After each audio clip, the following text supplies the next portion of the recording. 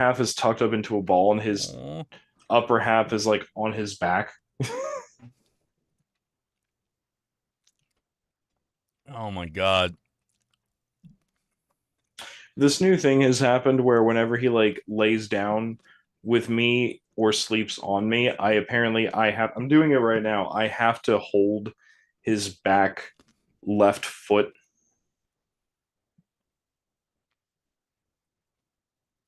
Aw. Like it just yeah, I'm talking about you. Yeah, I'm talking about you. But yeah, it does like this weird thing where he does like this weird thing where like if he's sleeping next to me, he like just like puts his left back foot out and just waits for my hand to like clasp around it, and then he goes. Aw. This will probably stop in a few weeks because he's a cat. They do weird things for bouts of time. Yeah. But I just think it's so funny because it's a new development, and I'm like, where did this come from? Where do we do this now? Where do we do this now? Oh man. Hey, yeah, my internet crashed out. Yeah, that was completely on this end where the internet just decided, nope, time to shit the bed. I Bastards. mean, if you're gonna shit the bed, Yeah, if you're gonna shit the bed, might as well be on the internet. Yeah. Well, I gotta grab coffee.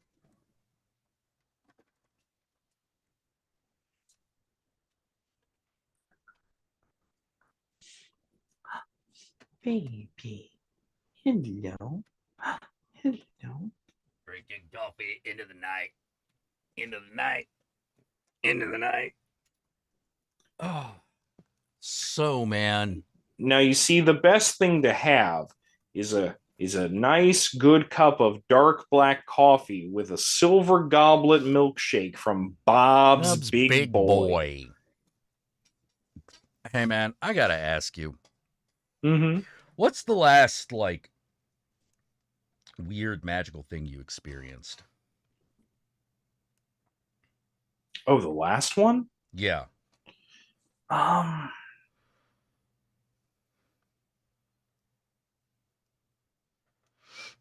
I think it was technically. I think it was today because like I was just like messing around with some automatic writing today, Hmm. and the result was bizarrely poetic lines, and I'm just like, cool.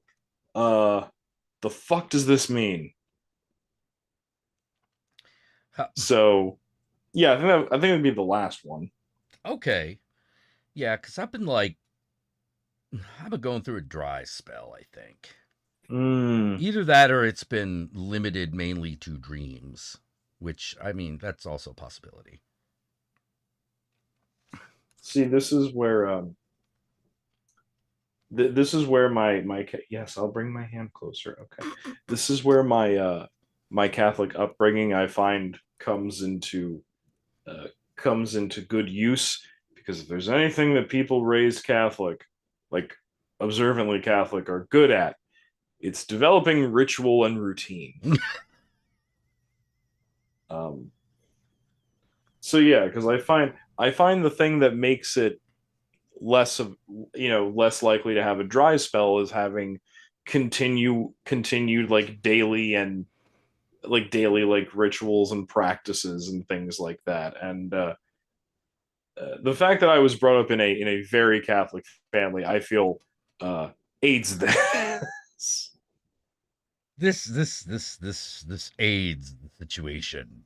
Mm-hmm. Like what is it? Last month I couldn't find my car keys, so I got my St. Anthony prayer card out, and I turned the card upside down so he was standing on his head, and I said, "Dear St. Anthony, look around. Something's lost and must be found. In God's name, Anthony, bring back my keys, or I shall not flip you right again." And I found them within 2 minutes. Absolute proof. I think maybe one of the things that's bothering me is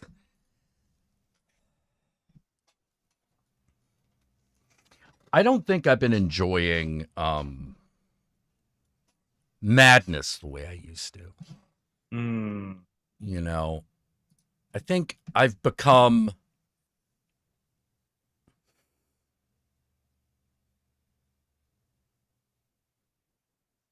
I'm very focused on this game, man.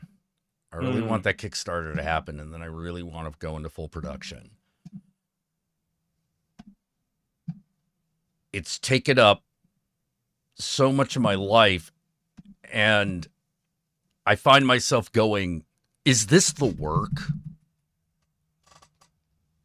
Is this the magical work that I'm doing? This game, this ridiculous game. You know, there's a ton of my energy goes into it, obviously. Yes. But I don't know why I question myself on it so much.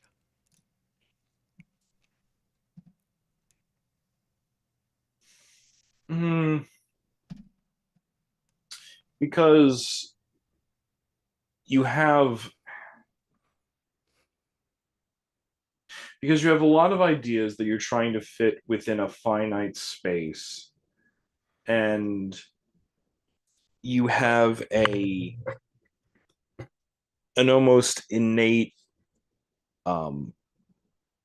fear of artistic rejection, like because you're viewing, because yes, it's a game, but you're viewing it as a creative and artistic endeavor, which it is. But there's one thing about your artist self. Yeah. Is that your inner artist does not handle rejection or people not getting the work very well. So at least that's what I see from where I sit. Yeah, I think you're right. I actually think you're right on that. And so it leads to second guessing, and it also leads to, maybe subconsciously, I don't think what I'm about to say is a conscious thing, but it also leads to this situation of, hey, if it's always being worked on, it's never finished. It can never be rejected if it's never finished. Yeah. Yeah, that's a thing.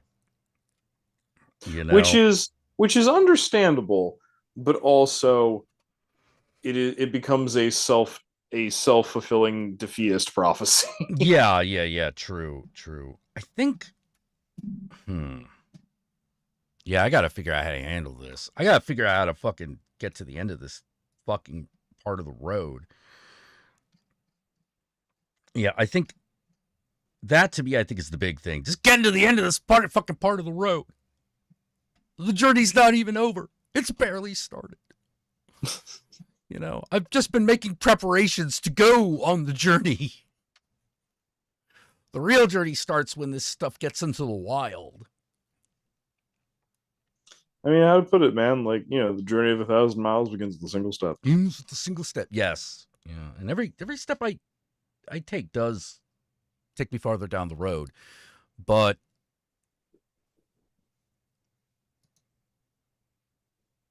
I don't want to say this. Because it feels like a cop-out.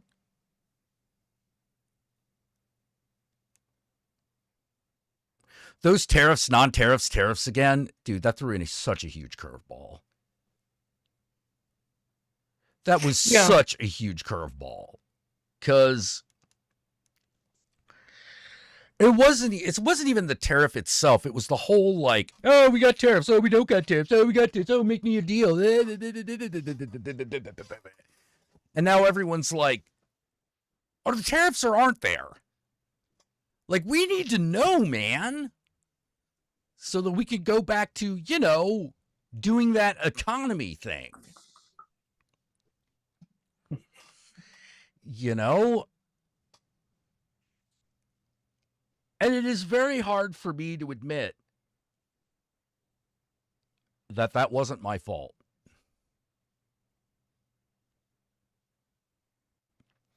The thing that clearly can't be your fault. The thing that clearly can't be my fault, because I not only would I never have done that, I am nowhere in a position to do it.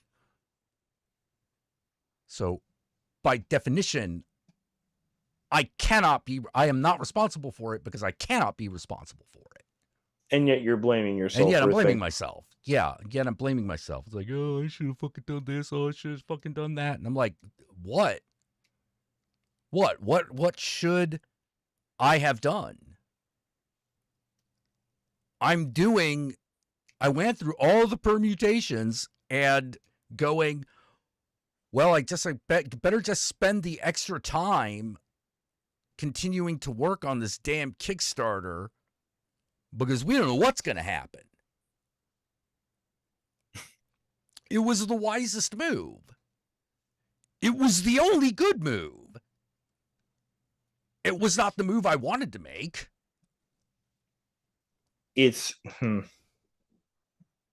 See, it's very fascinating because, like,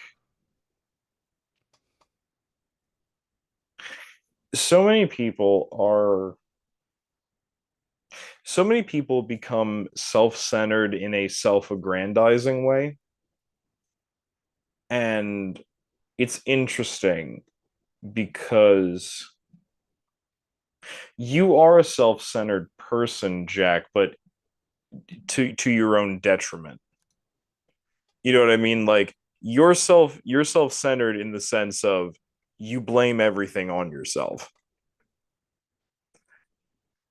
It's still it's still egotism, you know. Yeah, it's still putting yourself in the, because that's the thing, because you started doing all this magic and spirituality shit and you tried to like defeat your ego and your ego went, haha, I'll find another way. Yeah.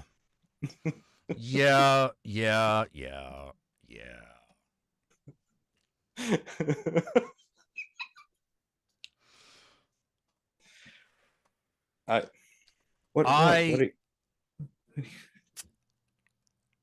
I just wish it didn't get to the extent where I'm constantly doubting what I want. Because that's a good way of forgetting it. You know, and so many times I've been in that situation where it's like, oh shit, I've forgotten what I was doing this for.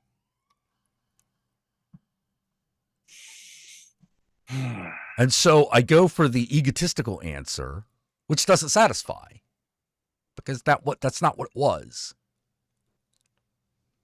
Correct. You know, that's not what it was. The whole point of this thing was to exist. Which feels weird to say. It's like, why'd you make it? Well, no one else was doing it. No one else was going to make this. So I did. I don't give the world what it wants. I give the world what it needs. That's what being an artist is. Yeah, that's what being an artist is, you know, and it's bizarre, you know, and of course it all ties back to childhood where I couldn't have anything.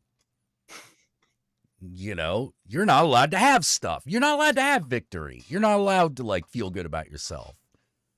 You know, you are that thing that is supposed to be down there. You know, you are that mistake. You are that scapegoat. You know, stay down there. Learn your place. And how to put it, like, because we haven't completely unpacked all that, that's why your house is so very haunted sometimes. Yes. You know? But it's weird because it's like how, I guess that's the nature of trauma. Like, how haunted does this house get? You know, like I've like, it's one of those, like, I look at the pile of ghosts I have exorcised and then I go, wait, how are there still more here? Like, how are there still fucking more? But I guess that's where the trauma comes in.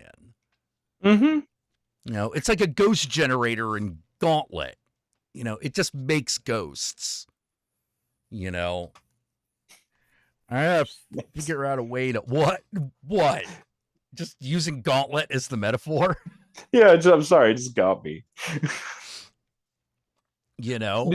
I did look. I didn't say it wasn't an apt metaphor. It worked, but there's a part of my brain that went, that shouldn't have worked that well, and yet Yeah, it did. yeah, but it is. It's like I gotta get rid of that little monster generator, or at least slow it down. Because this is getting out of hand. Like I'm 50 and I feel like I haven't done anything with my life. Mm. You know, Well, that's the thing, right? Like that's the because the real deep serious work on that level is not like clearing out individual ghosts, but digging deep enough to get to the machine and get rid of it. yeah, And yeah. that's it's tricky. It's especially tricky right now because Mm-hmm. like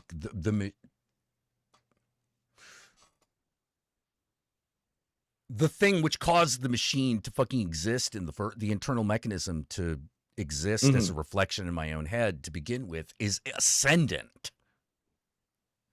It's ascendant. It's in charge of shit now. Like that's a hard pill to deal with, where you're like, oh my god, all the real monsters all these real monsters have their reflection in all my trauma. That's kind Mm-hmm. of hard to deal with, because like, your brain's like, well, we knew this was real, and it makes you want to give in. Mm-hmm. But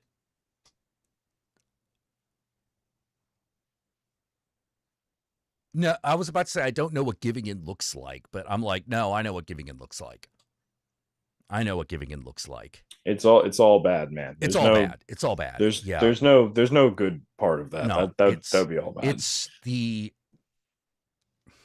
I'll just put it like that. It resembles the incel grind set way. That's the giving in.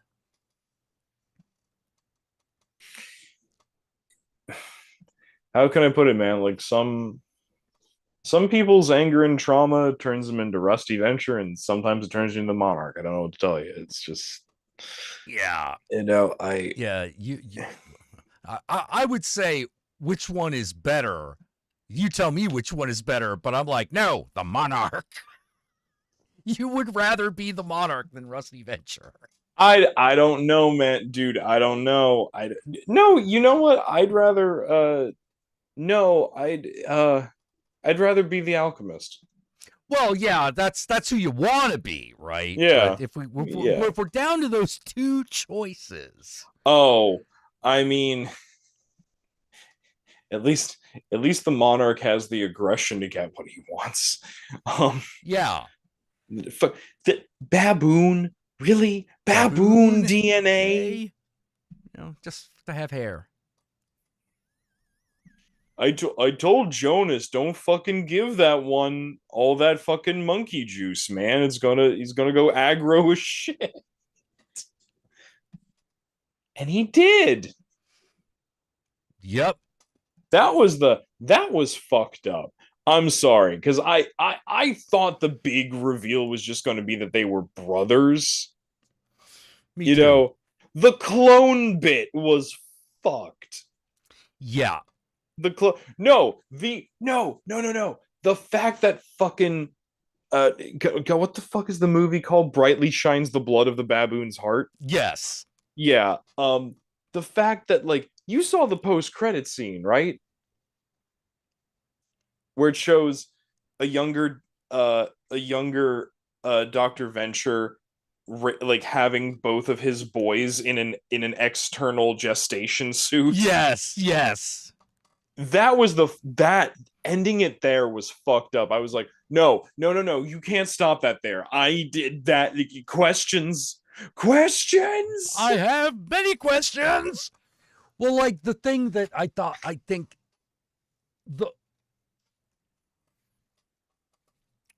the through line of the Mm-hmm. Venture Brothers, which I think is really interesting. Is that it's all clones. Well, not just that it's all clones. Although yes, it's all clones. It's the fact that when you really get down to it, you're like, wow, this really is all Jonas Venture's fault. Yeah, he's just a Like, horrible dad. All of it is his fault.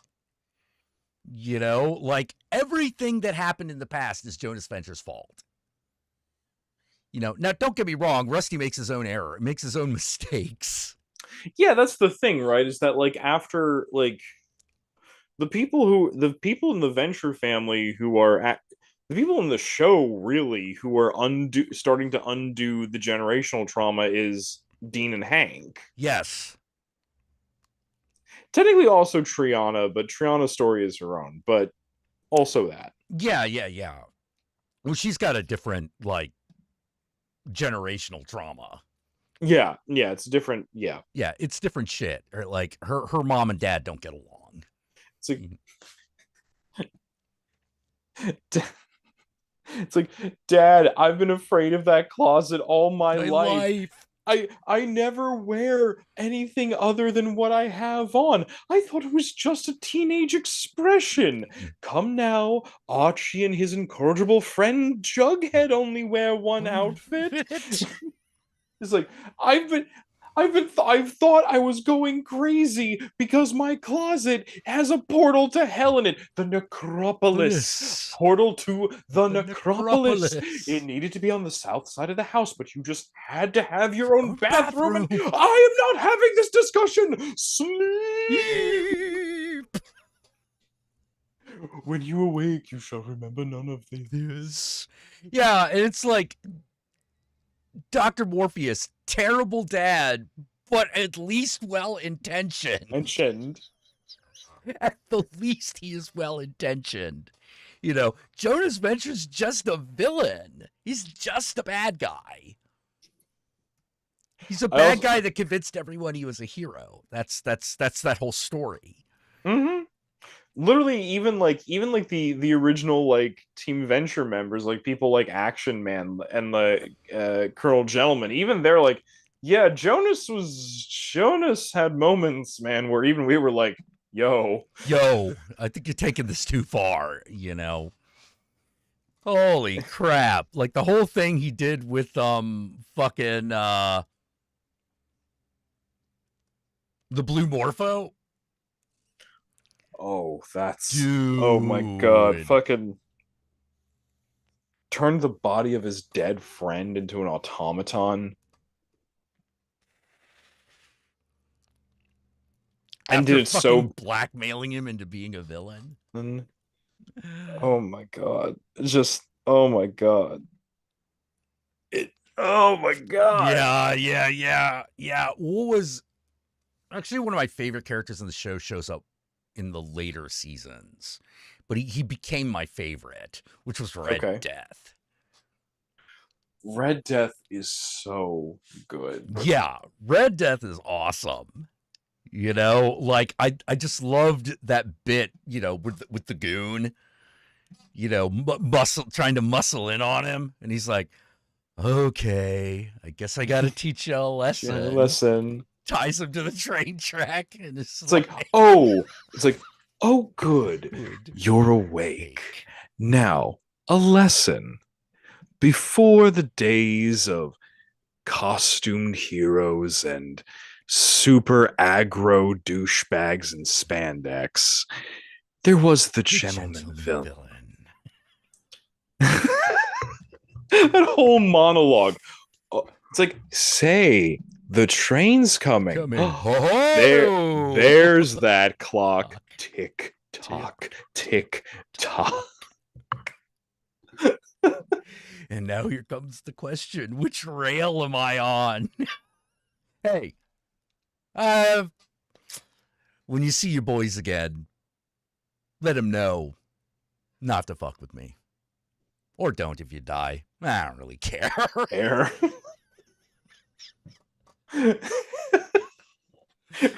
Oh my god. Would you take a look at my magic blood bag? My name is Killinger, Dr. Henry Killinger, and this is my magical murder bag. Yeah. Your powers do not work on me, you silly Billy. Yeah, the fact that like him, the whole thing that him and the investors are like are brothers because they're like this quartet of fucking eldritch beings. It's like Oh my you god. you have forgotten your place. It was never our destiny to rule over these human men. We are here to guide. It's Yeah. fucking insane. Oh my god. Yeah. That show was something special. You know, that This show was special. Here, take the knife. This man, he is stolen from your father. Show him the meaning of fear Yeah. and loyalty.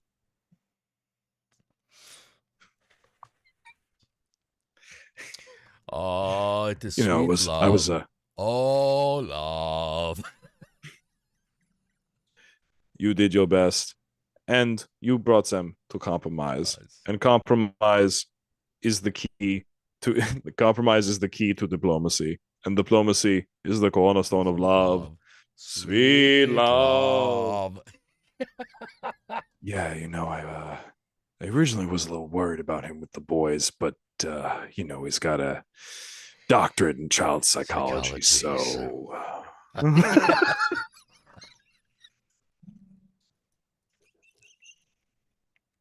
Oh my god. and then of course, I love Dr. Orpheus. He tries so hard. Do not be too hasty to enter that room. I had Taco Taco Bell Bell for for lunch. lunch. Dr. Byron Orpheus, witness for the defense.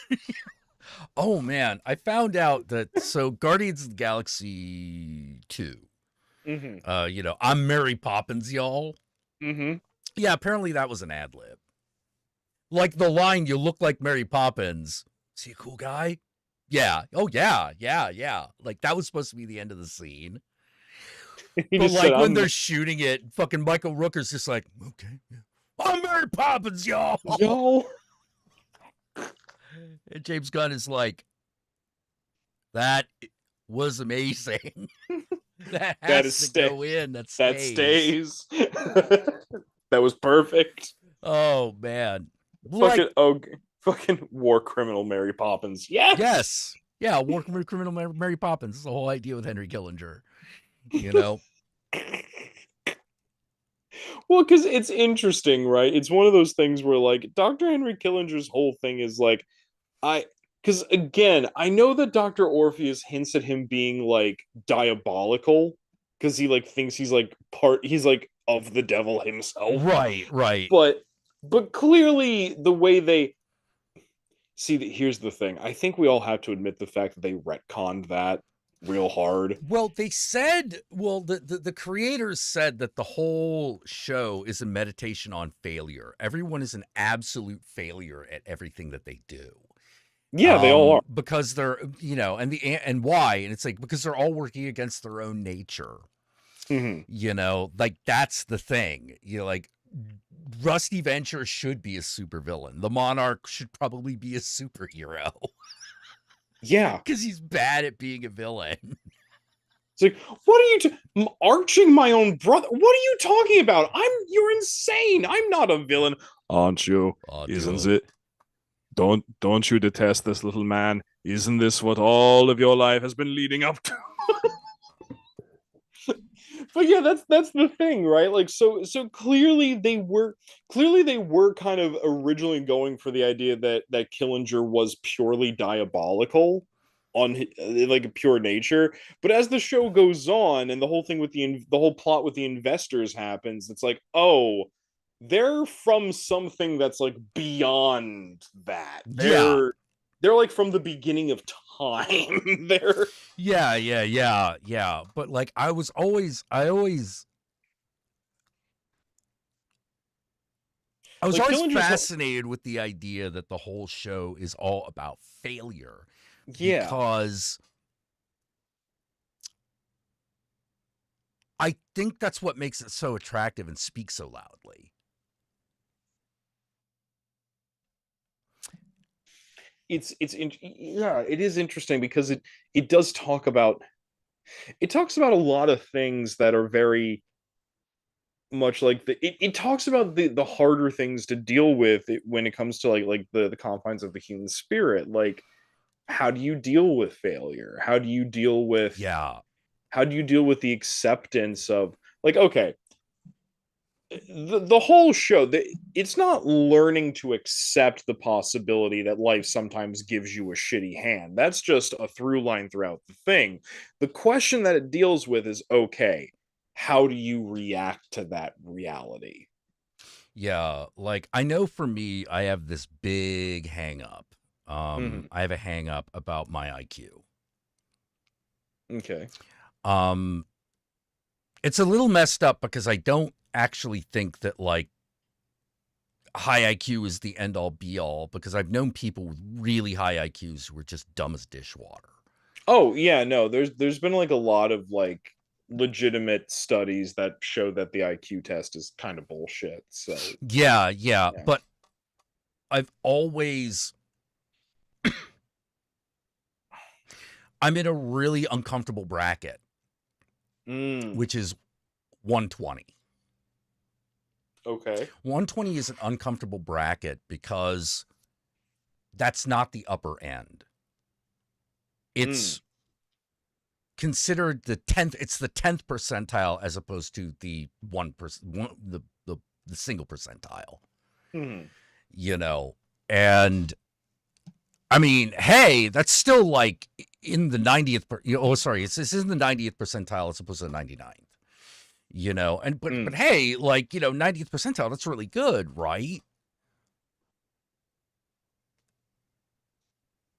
But nobody cares about really good. They want the best. Nobody Mm. wants really good. They want the best. And that has been a sensation that has dogged me my entire life. It has Hmm. dogged me, just that feeling of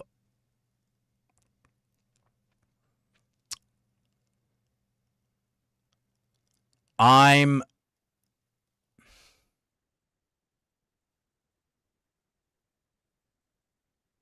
I am more than smart enough to realize how smart I am not.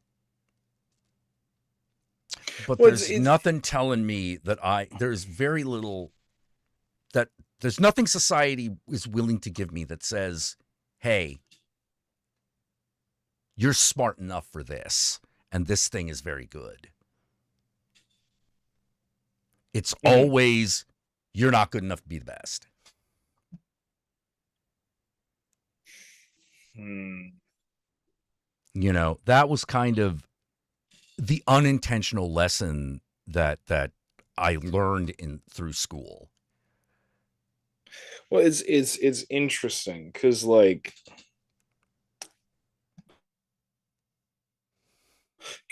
at a 120, okay, like that's so fascinating to me because like at a 120 you are above average. Yeah, it's technically way above average. Yes. Because like average is like from like I think like 85 to 115. Yeah.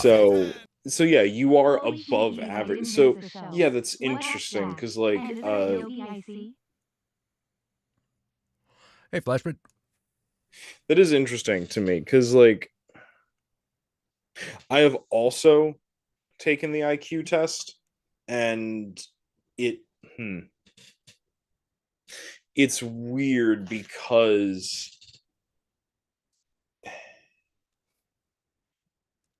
I've had like a different anxiety develop around that, which is more like how to put it, the kind of realization that like, okay, cool, I got the score that I got on my IQ test when I took it, and there were the reactions that there were to it, and yet still um my life has turned out the way it has so far, which kind of just makes me go, then why are we even bothering with this? Mm. Do you know what I mean? Yeah. Well, yes and no. I have to like imagine it. Like for instance, my score was 140. Yeah, that's considered genius. Yeah, and yet this is just what we got. This is just what we got. This is just what we got. This is just what we are. And so it was kind of that thing of like, okay, are is anyone gonna like just give me shit because of this? No. Then why the fuck what is the point of Of this. why do we care? Like literally, why do we care? Yeah, yeah, yeah. It It's ugh. I get what you're saying. But yeah, yeah, yeah. We have slightly different hangups over it. You know. Um but for me it's always been a matter of not feeling good enough. And mine is a feeling of wasted potentiality. Mm. Mm. Why aren't you trying hard enough to be the best? Yeah. Oh God. Yeah. And the thing is that what is that even? What is the best even? That's a question that I cannot answer because I don't think it's answerable. You know, who is the best? Well, that's apparently something you only get in sports. Well, right, because it's interesting because like what I've while that is the anxiety that I have of it, what I have come to accept and realize as true is that wait, why why should I exhaust and kill myself over trying to be the best at anything? Why can't I just be at a place of either getting necessary work done and then everything that's not necessary but is voluntary, just enjoying it? Uh, and I feel Yeah, that it's made me like a lot more. I feel that like I have a relaxedness about the direction of my life that makes other people uncomfortable. probably. Uh, which is this is going to sound very unmotivated and strange, I think, to some people, but I don't know how else to put it.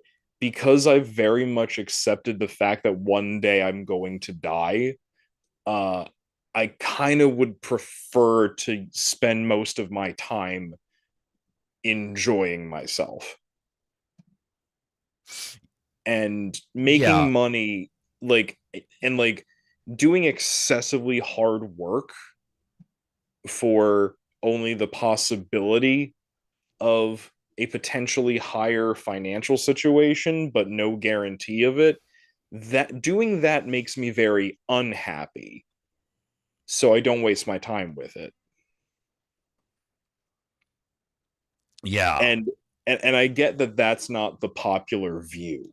I get Well, that that's yeah, not yeah, the yeah, popular yeah. view, I've but always got this thing in my head. It's like, why aren't you changing the world? And I actually have an answer. It doesn't. It doesn't quiet the voice, but it is an answer, which is look at all the motherfuckers who try to do that, and look at all the fucking damage that they do. plus I always thought that well, one, yes, absolutely. Plus, I always thought the lesson was that the reason we want everyone to be compassionate and empathetic is because unless you have a monopoly on a resource, it's very hard for a single person to make monumental changes. But if everyone makes incremental changes within their own sphere of influence at the same time, then things on a grand scale change. Therefore, why aren't we focusing more on that? Yeah, yeah, yeah. Because I'll be honest, I don't think anything else really works. we I think everything else just creates empire. it does, and it's kind of like I think this is why Alan Moore was right to develop the societal disdain for superheroes that he did. I think he Yeah, was right for that in that regard because we've got it in our head. We've got this weird thing in our head that as a society that like the only change comes from individual people who become the best of the best of the best and get all the things and are the biggest of boys. And and that's how change happens. So if you're not trying to do that, you're you're actively defeating yourself and all this other shit. And I'm just like, no, that's stupid. That's only one step away from vigilantism. It's fucking stupid. Stop yeah, that. exactly. And the more I think about it, the more I'm just like,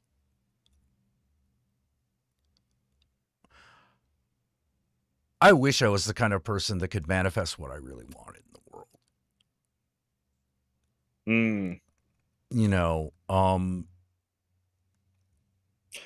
but many things have stood in my way. Not the least of which is myself. But there are other things. It's not entirely self-imposed.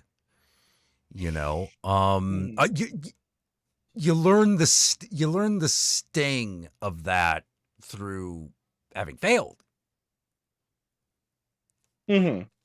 You And the know, other great thing about failure is that if you don't get self-destructively loathing about it, it can be a very good teacher. yeah, yeah. It can be, but like,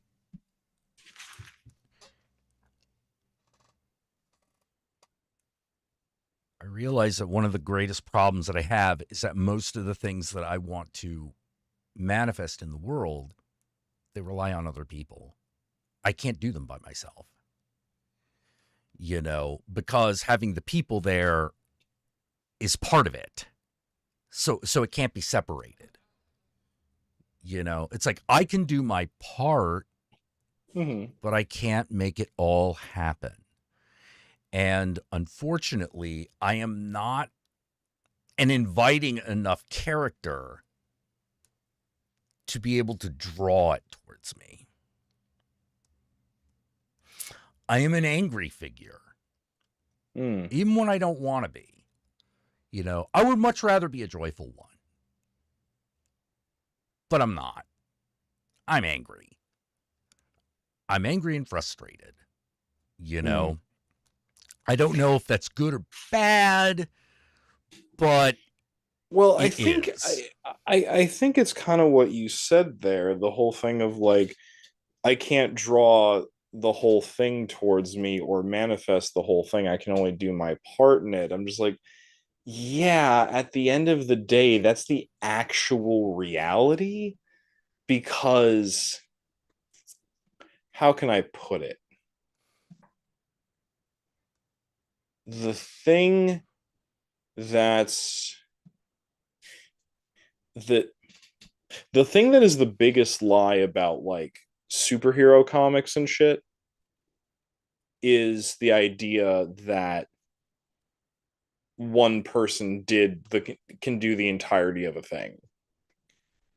Because there is no single human being in the history of in like the history of human existence who did an entire thing by themselves. True. It's just not there. It just doesn't happen. Like, um, it's like, oh, but what about Genghis Khan? You mean the guy who had Who thousands of had? Oh, soldiers? yeah. He assembled the Mongol horde. That's what allowed him to do that. Yeah, exactly. Um, it's like, oh, what about Mahatma Gandhi or Martin Luther King Jr., the guys who had again entire movements behind them? If it was just them out there doing that, it wouldn't have mattered. Yeah. Because Gandhi and Martin Luther King Jr. didn't create those movements. They were part of those movements that galvanized around them. Right. Here's the thing. At the end of the day, even the people who are remembered as thought leaders and shit like that, even those people are just doing an individual part. It may be an individual part that's more visible or requires more of a magnetism of personality for them to do so, but it is just a single part. Yeah. And I think, like, especially in our culture, I think our veneration of an idealization of individualist heroes, I feel, gets in the way of us understanding that. And I don't think know. that's true. I do think that's true. It's, I really wish more people would do the thing of mobilizing within their communities. You know what I mean? I wish more Yeah. people would lean towards this.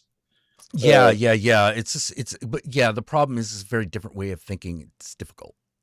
Yeah, no, it is. It's why it's one of those things where I'm like, for instance,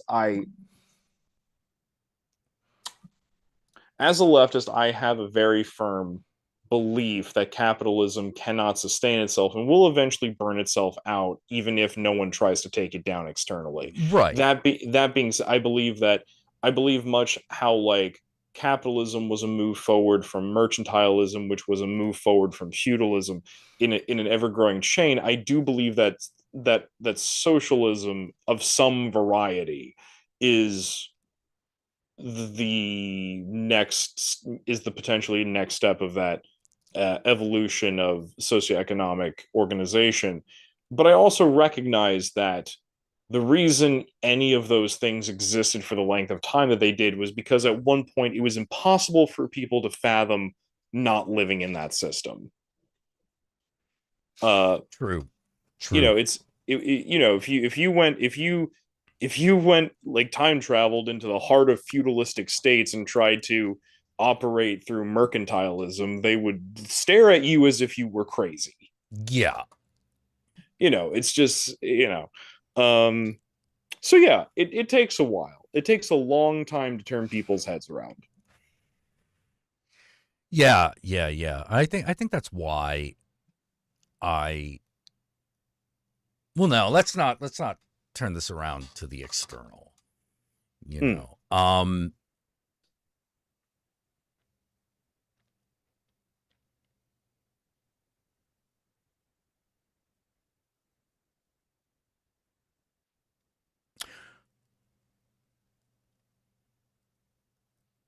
Perhaps the biggest psychological fight that I have internally is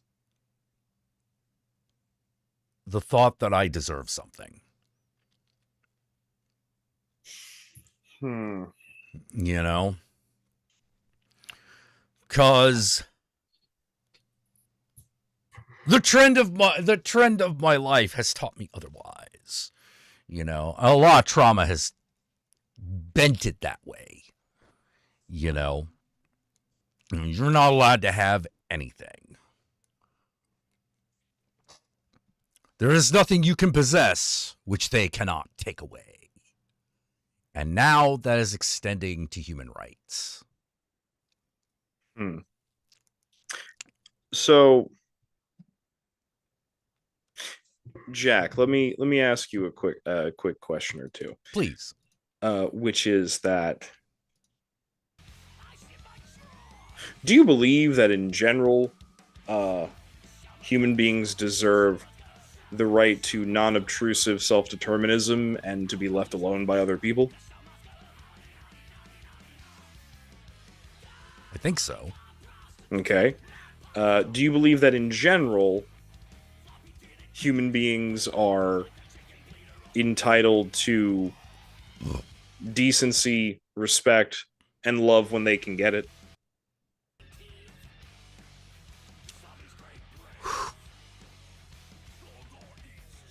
This is a general rule. That's a harder question for me to answer. Like that's a harder one because like Mm. because I don't know because I've seen so much ill. Okay, let me rephrase this. Do you believe that in general, human beings, barring them being horrible, monstrous individuals, barring that type of existence, would you say that on the whole, the general human being is deserving of a feasible amount of dignity and respect, and if they have loved ones, that's great? I think that everyone I believe everyone deserves I'll just quote MLK. I believe that everyone deserves to be judged by the content of their character. Okay, so if you believe that everyone deserves the right to be judged by the content of their character, and you believe that everyone has the should have like the general thing of like the right to self-expression as long as it doesn't intrude on others and to be left alone by other people. Um, if you believe everyone deserves that, that means you deserve that too. Yeah. Yep. Yeah. Because you're a person. Right. I guess it's defensiveness then. Mm-hmm. Yeah, I guess it's defensiveness then. Because like I am used to having things taken away, including joy. Including I'm used to having my charity thrown in my own face. Right.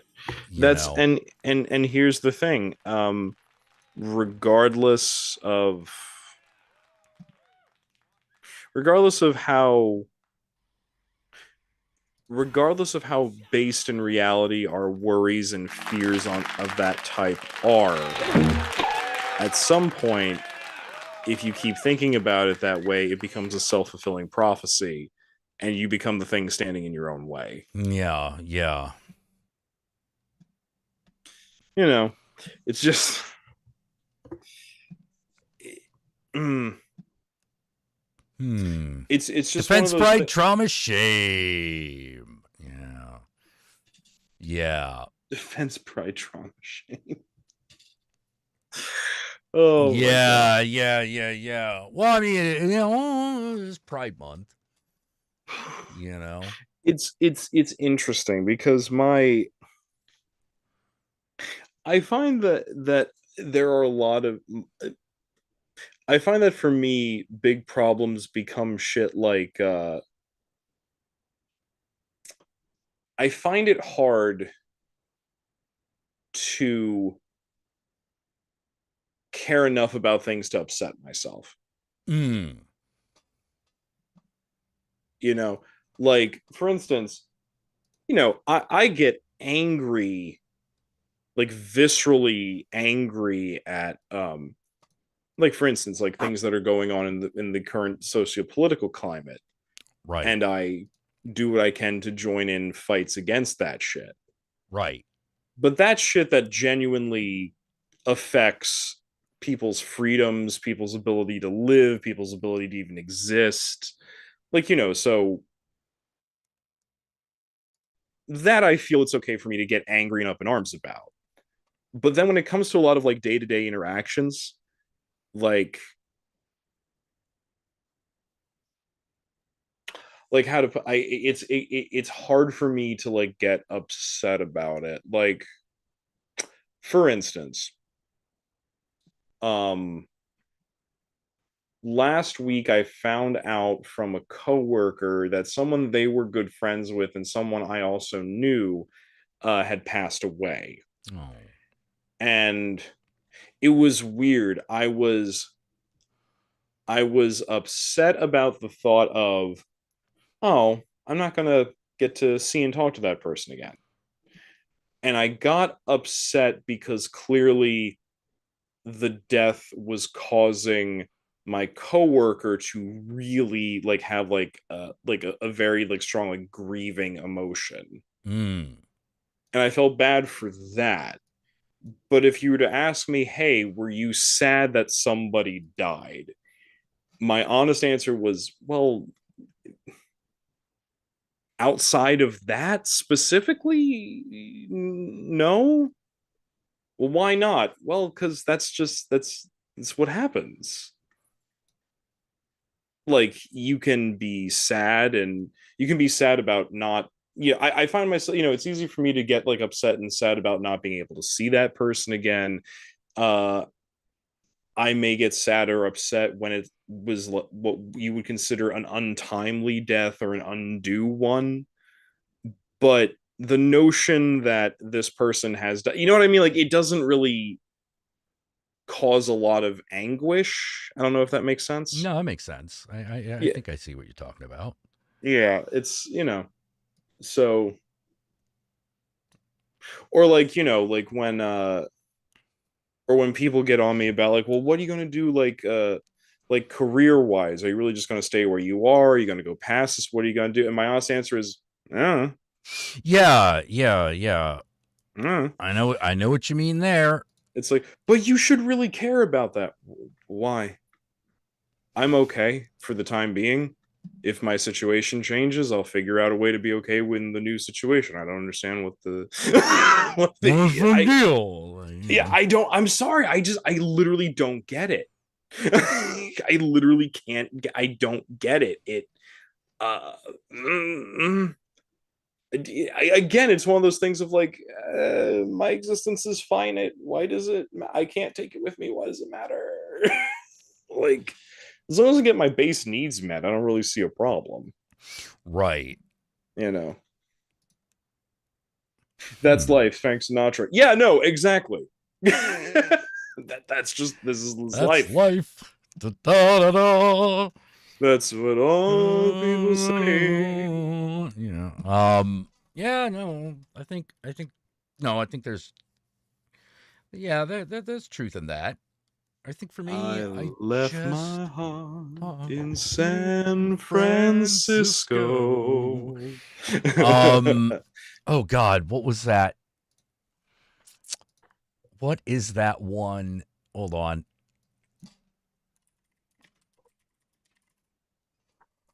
See if I can find it. Oh yeah.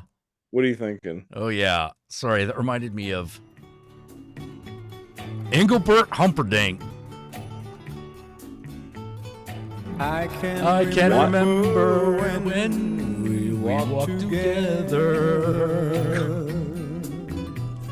sharing a love I thought would last forever.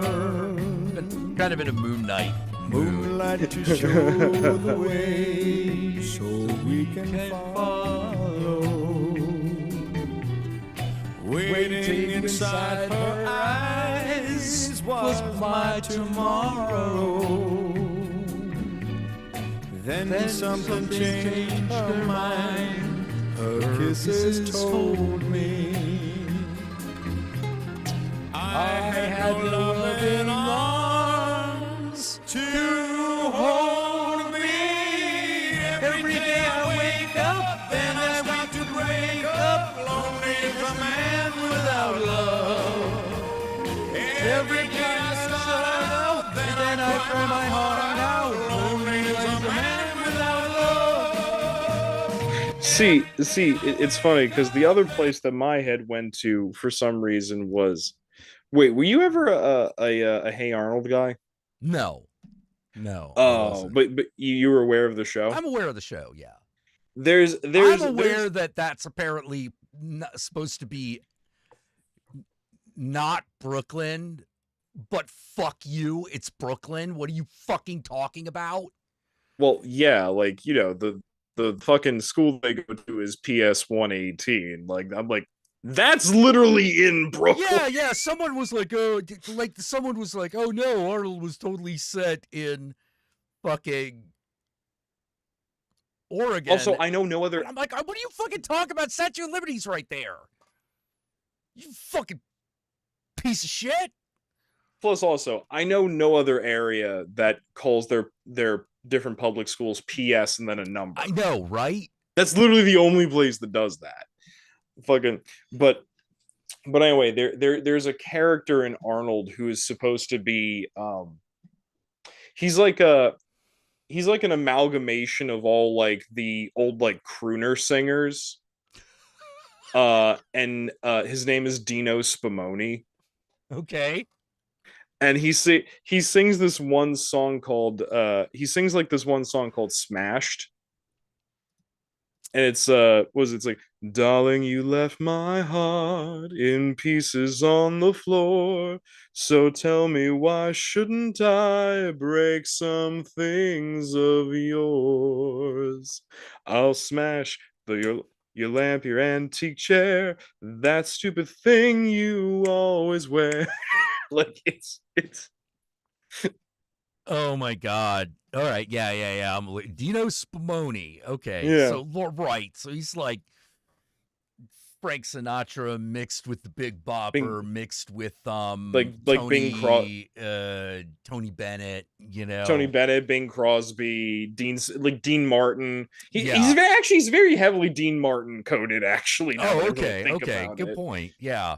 But yeah, he's just like this angry Italian dude who like hits shit. Oh God, I remember Dean there was Martin. this really racist webtoon called Mr. Wong. Oh God, I think it was Mr. Wong, and he was a racist Asian stereotype. But the thing that kept me watching the show was his weird obsession with Bing Crosby.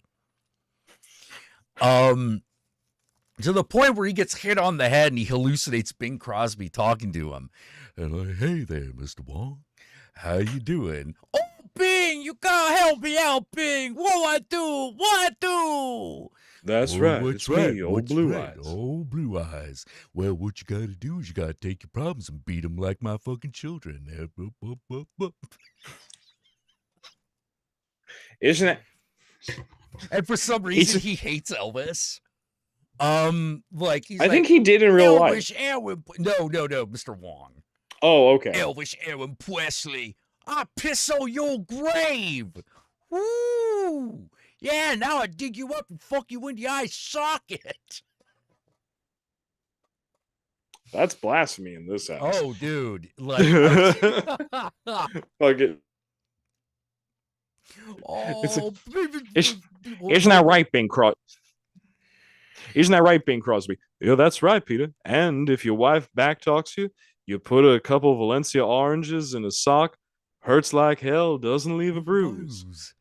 Yeah, that doesn't sound right at all. It sounds horrible. You giving me a lip, boy? It's like, oh my God, leave me the fuck alone, you dead crooner. Oh man. Yeah, I think it was actually like, oh, Elvis Presley created rock and roll and Bing Crosby's career. Fucking put a stake to Bing Crosby hot.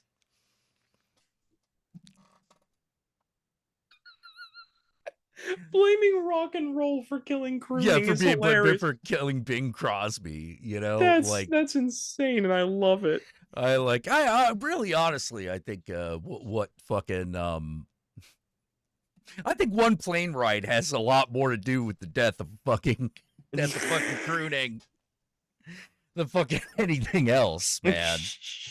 Man, like fucking Buddy Holly, Richie Valens, and the Big Bopper, all gone. One plane ride, and we can't get fucking Elon Musk in a plane. Apparently, you know. Like, yeah, what the fuck? He actually fucking. Well, the fucked up thing is, now I think about it, like the whole way he became the CEO of Tesla was because of a fucking like crashed plane. Because all the original like fucking investors and creators of Tesla fucking died in a plane crash, and then Elon stepped in. Isn't that kind of just proof that he's evil? Gravity kind of killed it, says Hurricane Maddie. How dare you? Gravity kind of killed it. We were just goofing around, but you took it too far. Well, you know what's funny though. You know what's funny though, and I mean this. The one place where here's the thing. what keeps certain music alive is regionalism. And I'll tell you what I mean, because like example, do you know who still gets played on, not all the time, but who gets played at least once a day on like all New Jersey local radio stations, including the top 40 station? I am going to go on a limb and say the boss.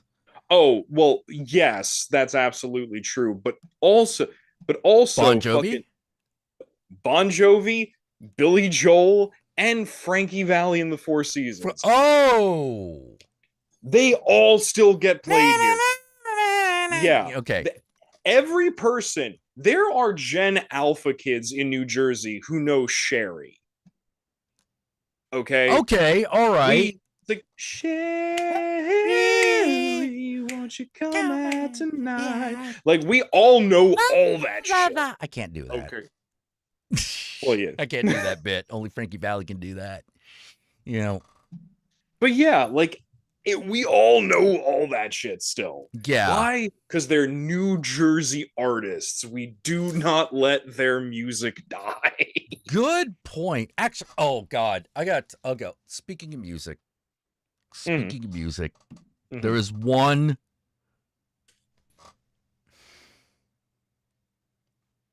There's one musical fact of the modern world that makes me sad.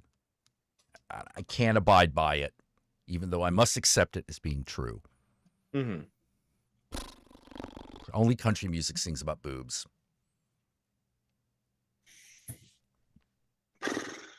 I hate country music. At this current juncture, yes, that's true.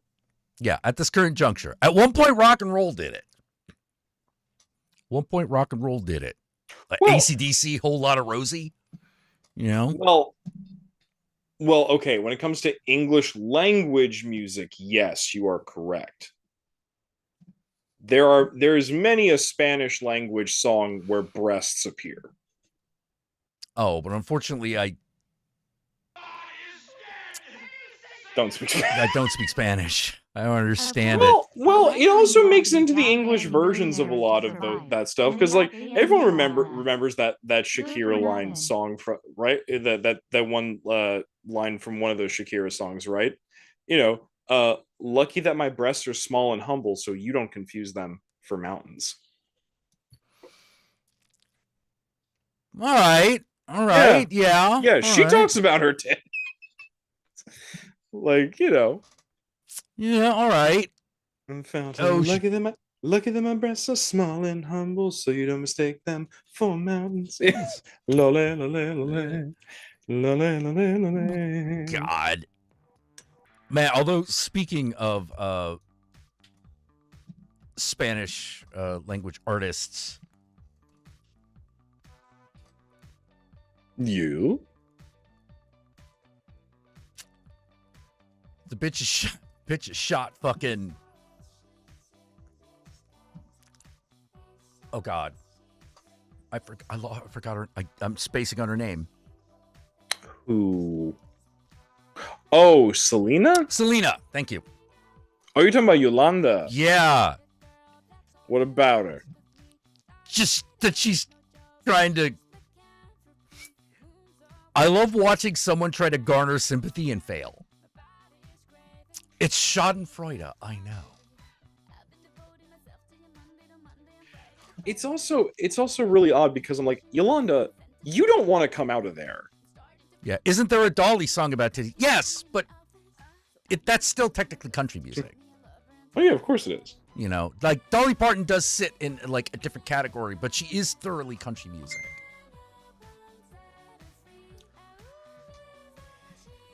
Yeah, she was released months ago, and she like has like a social media presence, which made me go, "No, bitch, just head for the hills, change your name, and don't tell nobody." You know? This is Yolanda. Yolanda has a fucking social media presence. Yeah. Whoa. And that went over about as well as you would expect. Yes, that's my microphone. How are you?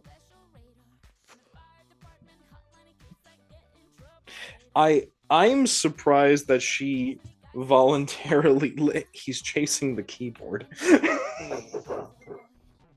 That's my You're like, I'm moving it here. He's like, I'm chasing it. I don't know what it is, but I'm chasing it. I want to sit on it. I want to sit on the big rectangle.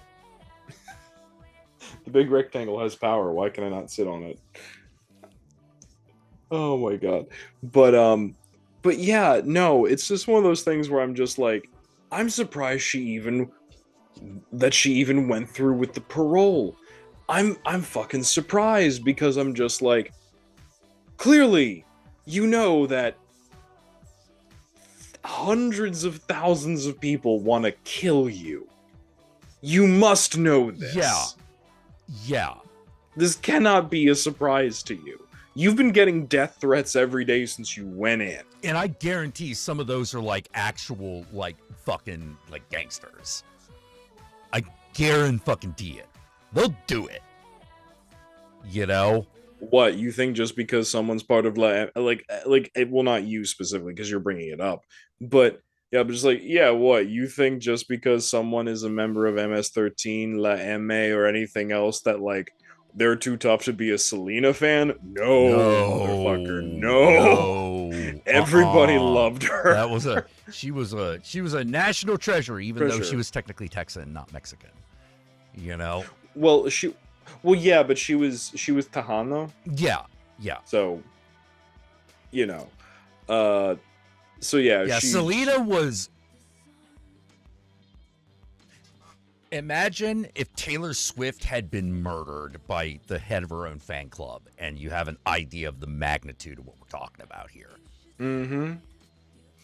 You know, like Selena in the Spanish-speaking world, Selena was insanely popular.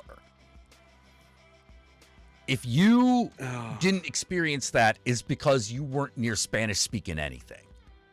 To this day, I can't help dancing whenever like the oh god, that one song comes on. El chico en apartamento 512. I can't help it. It's such a good song. They're all good. Yeah, they're all good. Like it's also kind of fucked up. Okay, so in the movie, in the biopic, which one? The newer one or the Jennifer Lopez one? The J-Lo one. Okay, yeah. All right, so J-Lo, objectively gorgeous. Mm-hmm. If you do Selena, you were happy that J-Lo played her. But there's a part of you that went, yeah, J-Lo almost got there.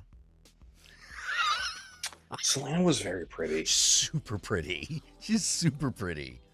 You know, like, not to say that J-Lo is not like in that upper percentile of attractiveness. I would say, actually, just, you know what? He was mutant. Selena was a mutant. She was gorgeous. Anything for Selena. Yeah. Oh my god. But she's the only reason I ever went to Corpus Christi. Really? Mm-hmm. I put roses on her grave. Aww. And I cried, because why the fuck wouldn't you? Why the fuck wouldn't you? Yeah. Yeah, exactly. Oh, man. Oh. It is almost 3 in the morning. Yeah, I should let you go. It is almost midnight here. Yeah. A lot of people were in tears for days. Yeah, exactly. So, like, yeah, Yolanda had to be put in solitary. Yeah, I believe it. Like, again, like, we all remember, right? We all remember that video that was circulating on social media a couple of years ago about the 10-year-old Mexican girl who wanted a Selena themed birthday party, and the piñata was fucking Yolanda. I remember that. They beat the living shit out of it. Yes. I'm just like, damn. Yep. Them wounds, they're still there, baby. You know, watch out. You don't understand. I loved her. You took all of her money, and then when she caught you, you shot her. Yeah. Yeah, right. Oh, dude. Like, I love the way Mexico makes saints out of people. Like, there's nothing quite like it. You know, Yeah. because they kind of go all the way with it. You know, like it's fitting. Yeah. Like, I'm surprised. Like, there's gotta be like one of those like a little Selena statue with like the dripping oil. Yes, that's gotta exist somewhere. It has to. You know, I would not be surprised. yeah. I still need to find one of those of like the Virgin Mary. The only problem is like, what do I do with it when it's not like being displayed or used? Because I'm gonna have to move that thing around. Did you see? There's this guy who he's gay and he makes house music. He's a DJ. Okay. But he's also he's also I think it's fair to say he's a practicing Catholic. He doesn't necessarily listen to the hierarchy of the church, but Well, he's a Catholic. Yeah, he's a good Catholic boy. Got it. Yeah. And he bought one of those like large Virgin Mary statues. Yeah. And he made her into a mirror ball. Like, he covered her in the and he brings her to the venues, and it's amazing. He even went so far as to, like, he took it to a convent and had it blessed.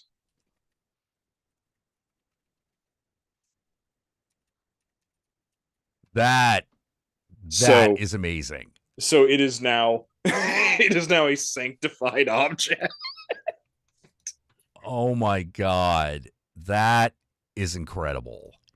It's fucking fantastic. It's one of those things of like, you know what? No, I feel that this is the direction that religion should be going in.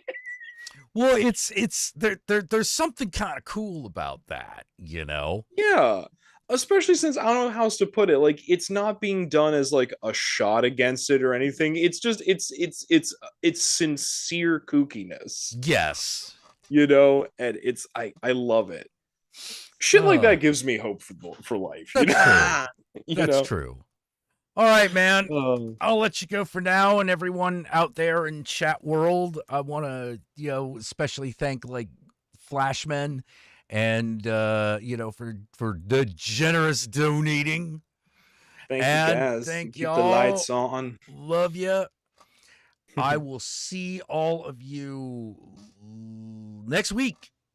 I love how Jack's love you essentially was, hey, Illuminati. Anyway. Illuminati. Oh my God, it's everywhere. Oh my God, the Illuminati is totally fucking showing itself. You will literally see a man give the Illuminati signal just to add, what? Oh God. Because we all know secret societies are totally visible and transparent. Yeah, they totally want you to know for some reason. I don't know what that would be, but sure. All right, so until next time, Ave Satan's Disco Inferno. I remember Satan and I love you all very much. Hail Satan. Hail Satan, everybody.